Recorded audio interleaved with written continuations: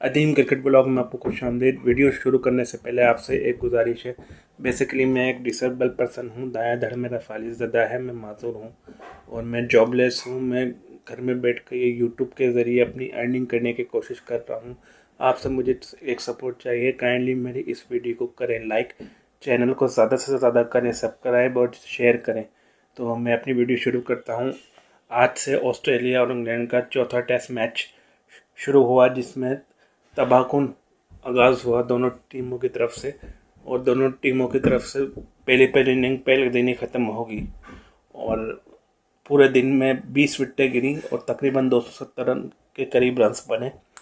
اور آسٹریلیا کی طرف سے نیسر ان کے جو فاسٹ بولر ہیں انہوں نے 4 وکٹیں بھی حاصل کی ہیں اور انہوں نے 45 رن کی ایک اننگ بھی کھیلی ہے۔ دوسری طرف ہیری بروک نے 41 رنز بنائے۔ طرف سے ان کے بولر ٹنگ نے 5 کھلاڑیوں کو آؤٹ کیا۔ بیسیکلی جب آسٹریلیا اپنی دوسری اننگ کھیلنے آئی تو 4 رنز بنائے ہیں اور کوئی وکٹ آؤٹ نہیں ہے۔ تو یہ تھی میرے ایشز ٹیسٹ کا ریویو۔ امید ہے آپ کو پسند آیا ہوگا۔ اگر پسند آیا تو ویڈیو کو کریں لائک، چینل کو کریں سبسکرائب اور بیل آئیکن کو پریس کرنا بالکل بھی مت بھولیے گا۔